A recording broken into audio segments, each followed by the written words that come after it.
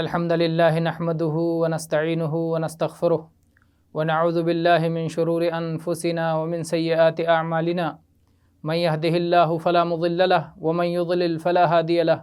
وأشهد أن لا إله إلا الله وحده لا شريك له وأشهد أن محمدا عبده ورسوله أما بعد فإن خير الحديث كتاب الله وخير الهدي هدي محمد صلى الله عليه وسلم وشر الأمور محدثاتها وكل محدثة بدعة وكل بدعة ضلالة وكل ضلالة في النار. أعوذ بالله السميع العليم من الشيطان الرجيم من همزه ونفخه ونفثه ما يلفظ من قول إلا لديه رقيب عتيد. برادران اسلام، خواتین ملت، ہر قسم کی حمد و ثنا خالق کائنات، مالک ارض و سما اللہ وحدہ لا شریک کے لیے، اور بے شمار صلاۃ و سلام نازل ہو اس کے تمام انبیاء اور رسولوں پر، خصوصاً آخری نبی احمد مجتبیٰ محمد مصطفیٰ بشیر و نذیر، داعی اللہ، سراج منیر، رحمت عالم محمد ابن عبداللہ پر، آپ پر اللہ کی بے شمار رحمتیں اور بے شمار صلاۃ و سلام نازل ہو۔ میرے بھائیو، زبان اور بیان اللہ کی انتہائی عظیم الشان نعمت ہے۔ اللہ تبارک و تعالیٰ نے فرمایا، الرحمن علم القرآن خلق الانسان علمہ البیان۔ اللہ نے انسان کی تخلیق فرمائی اور اسے قوت گویائی سے نوازا۔ انسان کی تخلیق کے بعد گویا قوت بیان اور قوت گویائی ایک عظیم الشان نعمت ہے، لیکن یہ نعمت اپنے نعمت ہونے کے ساتھ ساتھ اگر اس کی ناقدری کی جائے اور اگر زبان کا صحیح استعمال نہ کر کے غلط استعمال کیا جائے تو یہ انتہائی خطرناک چیز ہے۔ اسی لیے جناب محمد رسول اللہ صلی اللہ علیہ وسلم نے ایمان والوں کو تنبیہ کرتے ہوئے ارشاد فرمایا، من کان یؤمن باللہ والیوم الآخر فلیقل خیرا او لیصمت۔ جو شخص اللہ پر اور آخرت کے دن پر ایمان رکھتا ہے تو اسے چاہیے کہ وہ بھلی بات کہے ورنہ خاموش رہے۔ خیرن یہ سب سے اچھی بات کو کہتے ہیں، صرف اچھی بات کو نہیں بلکہ سب سے اچھی بات کو، سب سے بہتر بات کو خیر کہا جاتا ہے۔ تو گویا سب سے بہتر بات کہے، جو بہتری میں کم ہو، جو خیر میں کم ہو، اس کو بھی اختیار کرنے کی بات نہیں کہی گئی ہے۔ گویا جب آدمی زبان کھولے تو اپنی زبان سے اعلیٰ ترین خیر کا اور اعلیٰ ترین بھلائی کا اظہار اور بیان اس کی زبان سے ہونا چاہیے، کیونکہ اللہ تعالیٰ نے جیسا کہ فرمایا ہے، ما یلفظ من قول الا لدیہ رقیب عتید۔ انسان جو بھی بات اپنی زبان سے کہتا ہے، ایک فرشتہ نگران تیار رہتا ہے اور ایک ایک چیز اس کی محفوظ کی جاتی ہے، ریکارڈ کی جاتی ہے، جس کا اسے جواب دینا ہوگا، جس کی اس سے باز پرس ہوگی۔ آئیے ہم تیزی کے ساتھ چند ایسی باتوں کا ذکر کرتے ہیں کہ جو خیر کی اعلیٰ ترین صورتیں ہیں جو ہماری زبان سے ادا ہونا چاہیے۔ سب سے پہلے تو ایمان کا اعلان۔ ایمان دل سے ہوتا ہے اور اس کا اعلان زبان سے ہوتا ہے۔ ہم اشہد ان لا الہ الا اللہ و اشہد ان محمد رسول اللہ یہ اپنی زبان سے کہتے ہیں۔ تو یہ زبان سے اعلان کرنا یہ سب سے بڑا خیر کا کام ہے، جس کے ذریعے سے بقیہ خیر اللہ کے ہاں قبول ہوتے ہیں۔ یہ اساس ہے۔ تو یہ پہلی چیز ہے جو ہماری زبان سے بار بار ادا ہونا چاہیے۔ میں اس بات کی گواہی دیتا ہوں کہ اللہ کے سوا کوئی عبادت کے لائق نہیں ہے اور محمد صلی اللہ علیہ وسلم اللہ کے بندے اور اللہ کے رسول ہیں۔ یہ خود اپنے طور پر اپنی زبان سے اس کا اعلان کرنا، اور یہ اعلان اپنے ایمان اور اسلام کا اعلان ہو اور ساتھ میں اس کی طرف دعوت بھی ہو۔ جب اس کی طرف دعوت ہوگی تو گویا ہماری زبان کا بہترین استعمال ہوگا، جس کے احسن ہونے کی گواہی اللہ تبارک و تعالیٰ نے دی ہے۔ اللہ تبارک و تعالیٰ نے فرمایا وَمَنْ أَحْسَنُ قَوْلًا مِّمَّنْ دَعَا إِلَى اللَّهِ وَعَمِلَ صَالِحًا وَقَالَ إِنَّنِي مِنَ الْمُسْلِمِينَ، اس سے زیادہ بہتر اور کس کا قول ہو سکتا ہے جو اللہ کی طرف لوگوں کو دعوت دے اور عمل صالح کرے اور یہ کہے کہ میں مسلمان ہوں، میں اللہ کا فرما بردار ہوں، میں اللہ تبارک و تعالیٰ کے لیے سر تسلیم خم کیے ہوا ہوں۔ تو اللہ پر ایمان کا اعلان کرنا، اسلام کا اعلان کرنا، پھر اللہ کی طرف لوگوں کو دعوت دینا، یہ زبان کا اعلیٰ ترین اور بہترین استعمال ہے۔ اور اس کے بعد میں پھر اللہ کو بار بار یاد کرتے رہنا، اللہ کی تسبیح اس زبان سے کرنا، اللہ کی تحمید اس زبان سے کرنا، اللہ کی تکبیر پکارنا، تحلیل پکارنا،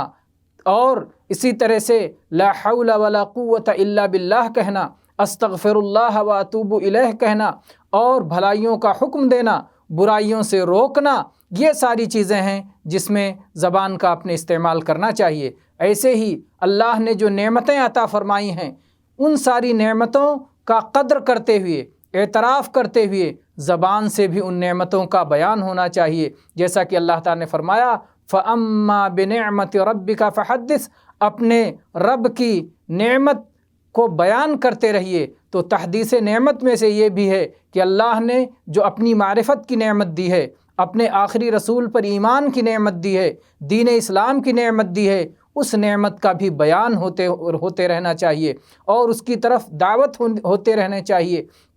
بھلائی کا حکم اور برائیوں سے روکنا ہوتا رہنا چاہیے، سچ بولنا اور جھوٹ سے پرہیز ہونا چاہیے، اللہ کا شکر ادا کرنا چاہیے، اور اسی طرح سے وہ بھائی جو ایمان میں، اسلام میں ہمارے ساتھ ہو جائیں، انہیں خیر کی تعلیم دینے کے ساتھ ساتھ ان کے پیٹھ پیچھے ان کی عزت و آبرو کا دفاع، اور اسی طرح سے ان سے اچھا مشورہ طلب کرنا، انہیں اچھا مشورہ دینا، اور ایسے ہی بعض اوقات حسب ضرورت نمک کے برابر ہنسی و مذاق اور تفریحات، اور اسی طرح سے غائبانہ طور پر دوسروں کے لیے دعا کرتے رہنا۔ اسی طرح سے اگر کسی طرح اختلاف ہو جائے تو اختلاف کی صورت میں صلح کے لیے اپنی زبان کھولنا، یہ ساری چیزیں زبان کی بہترین استعمالات ہیں جن میں ہمیں اپنی زبان کو استعمال کرنا چاہیے۔ اور پھر میرے بھائیوں، زبان کے خیر میں استعمال کے بعد شر میں استعمال کرنے سے اپنی زبان کی حفاظت کرنی چاہیے۔ کون کون سا شر ہے؟ بہت سارے شرور ہیں، بہت ساری برائیاں ہیں۔ ہم بعض برائیوں کی طرف اشارہ کرتے ہیں، بعض کو ہم بیان کرتے ہیں آپ کے سامنے۔ پہلے تو ہمیں ان برائیوں سے اور ان خرابیوں سے اپنی زبان کی حفاظت کرنی چاہیے جو ہمارے توحید اور ایمان پر خلل انداز ہوتی ہیں اور جو ہمارے توحید کو برباد کرتی ہیں، جو شرکیہ اور کفریہ اقوال ہوتے ہیں، ان سے اپنی زبان کی حفاظت کرنا۔ کبھی بھی اپنی زبان سے کوئی ایسا کلمہ نہیں ادا ہونے دینا جس کی وجہ سے اللہ کی شان میں بے ادبی یا اللہ کی شان میں گستاخی یا اسی طرح سے اللہ تبارک و تعالیٰ کی جس میں ناراضگی ہو، ناخوشی ہو، ایسے تمام کلمات سے اپنے زبان کی حفاظت کرنا، اور یا کوئی ایسا کلمہ اپنی زبان سے نہیں ادا کرنا جس میں اللہ تبارک و تعالیٰ کی خصوصیات پہ اپنے آپ کو کھڑے کرنا پایا جا رہا ہو، جیسے کوئی شخص اپنے آپ کے لیے علم غیب کا دعویٰ کرے یا کسی اور دوسرے کے لیے علم غیب کا دعویٰ کرے، کیونکہ علم غیب یہ اللہ کے ساتھ خاص ہے۔ اللہ تبارک و تعالیٰ نے قرآن پاک میں نہایت واضح طور پر اعلان فرمایا ہے، قل لا يعلم من في السماوات والارض الغیب الا اللہ، اے اللہ کے نبی آپ کہہ دیجئے کہ آسمانوں میں اور زمینوں میں اللہ کے سوا غیب کوئی نہیں جانتا۔ تو جب اللہ کے سوا غیب کوئی نہیں جانتا تو کوئی بندہ، ایک معمولی بندہ، اللہ کی ایک معمولی مخلوق کیسے اپنے بارے میں یہ بات کہہ سکتا ہے کہ وہ غیب جانتا ہے؟ نہ صرف اپنے بارے میں بلکہ اللہ کے سوا بڑے سے بڑے مخلوق کے بارے میں، چاہے وہ فرشتے ہوں، چاہے وہ انبیاء ہوں، چاہے وہ اولیاء ہوں، کسی کے بارے میں یہ کہنا کہ وہ غیب جانتے ہیں، اللہ تبارک و تعالیٰ کے اس اعلان کے اور اس آیت کے خلاف ہے۔ یہی ایک آیت نہیں بلکہ بے شمار آیات میں اللہ تبارک و تعالیٰ نے اپنے اس خصوصیت کا اعلان کیا ہے۔ اور البتہ غیب کی بعض باتیں اللہ تبارک و تعالیٰ کسی حکمت کی بنا پر اپنے بعض بندوں کو خبر کر دیتا ہے، تو وہ علم غیب جو ہے ہونا نہیں ہوا، وہ اللہ کے فضل سے بعض اللہ تبارک و تعالیٰ کی نوازش ہوئی، اللہ کی عطا ہے، وہ جسے چاہے دے۔ جیسا کہ اللہ نے فرمایا عالم الغیب فلا یظہر علی غیبہ احدا الا من ارتضی من رسول، کہ اللہ تبارک و تعالیٰ وہی عالم الغیب ہے، وہ اپنے سوا اس نے کسی کو اور کو عالم الغیب نہیں بنایا ہے، البتہ اپنے غیب کی اطلاع جس رسول سے راضی ہو، جس رسول کو جتنا دینا چاہے وہ اپنے غیب پر انہیں مطلع کر دیتا ہے۔ تو یہ دو باتیں ہیں، غیب کی کنجیاں اللہ ہی کے پاس ہیں، اللہ نے اسے کسی اور کو نہیں عطا فرمائی ہیں۔ تو بہرحال شرکیہ اقوال میں سے ایک اہم قول یہ ہے کہ آدمی اپنے لیے یا کسی اور کے لیے علم غیب کا دعویٰ کرے، یہ بہت ہی خطرناک چیز ہے۔ اسی طرح سے جادو سے اور جادوئی منتروں کے اپنی زبان سے ادا کرنے سے اپنے زبان کی حفاظت کرے، کیونکہ جادو سیکھنا اور جادو کے کلمات زبان سے ادا کرنا یہ اسلام میں کفر ہے۔ اللہ تبارک و تعالیٰ نے سلیمان علیہ السلام کے بارے میں فرمایا وَمَا كَفَرَ سُلَيْمَانُ وَلَٰكِنَّ الشَّيَاطِينَ كَفَرُوا يُعَلِّمُونَ النَّاسَ السِّحْرَ، سلیمان علیہ السلام نے کبھی کفر کا کام نہیں کیا، بلکہ یہ تو شیطانوں کا کام تھا کہ وہ لوگوں کو جادو کی تعلیم دیتے تھے اور اس طرح لوگوں میں کفر کو پھیلایا کرتے تھے۔ ایسے ہی جو لوگ غیب کے دعوے دار ہیں، چاہے وہ کاہن ہوں، چاہے وہ عراف ہوں، چاہے وہ نجومی ہوں، چاہے وہ ہاتھ کی لکیریں دیکھ کر کے غیب جاننے کا دعویٰ کرنے والے ہوں، چاہے وہ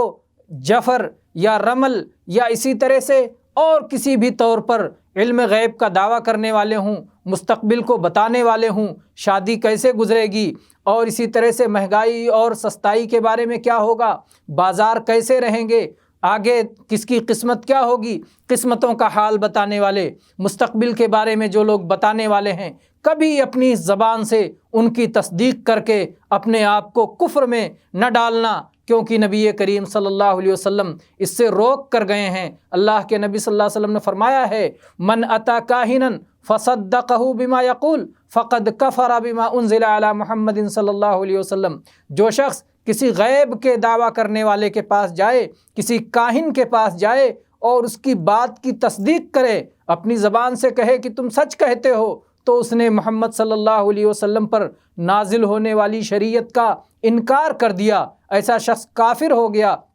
یہ بہت خطرناک گناہ ہے۔ اسی طرح سے زبان سے جو خطرناک گناہ ہوتے ہیں اس میں یہ بھی ہے کہ آدمی انبیاء کے بارے میں، اولیاء کے بارے میں، فرشتوں کے بارے میں، صالحین کے بارے میں غلو سے کام لے، حد سے تجاوز کرے، اللہ نے جو مقام دیا ہے اس مقام سے انہیں اوپر اٹھائے، یہ بھی ایک خطرناک گناہ ہے۔ اپنی زبان سے جو صحیح مقام ہے وہ مقام تو دینا چاہیے، لیکن غلو سے بچنا چاہیے، کیونکہ اللہ تعالیٰ نے قرآن پاک میں اہل کتاب کو مخاطب کر کے فرمایا قُلْ يَا أَهْلَ الْكِتَابِ لَا تَغْلُوا فِي دِينِكُمْ، اور ایسے ہی جناب محمد رسول اللہ صلی اللہ علیہ وسلم نے غلو سے منع فرمایا وَإِيَّاكُمْ وَالْغُلُوَّ فِي الدِّينِ فَإِنَّمَا أَهْلَكَ مَنْ كَانَ قَبْلَكُمْ الغلو فی الدین، کہ اپنے آپ کو دین میں حد سے تجاوز کرنے سے بچاؤ، اس لیے کہ تم سے پہلے کی امتیں دین میں غلو کرنے کی وجہ سے، حد سے تجاوز کرنے کی وجہ سے برباد ہو گئیں، ہلاک اور تباہ ہو گئیں۔ آج کل آپ دیکھیں گے کہ بہت سارے لوگ شعر و شاعری میں، نعتوں میں، قوالیوں میں اپنی زبان کو بے لگام چھوڑ دیتے ہیں، اپنی تقریروں میں، اپنے بیانات میں اپنی زبان کو بے لگام چھوڑ دیتے ہیں، اولیاء کو، صالحین کو اللہ کے مقام پہ پہنچا دیتے ہیں، انبیاء کرام کو اللہ کا درجہ دے دیتے ہیں، اپنے اماموں کو نبیوں کا درجہ دے دیتے ہیں، اپنے علماء کو، عبادت گزاروں کو نبی کے مقام پہ رکھ دیتے ہیں۔ شریعت کے معاملات میں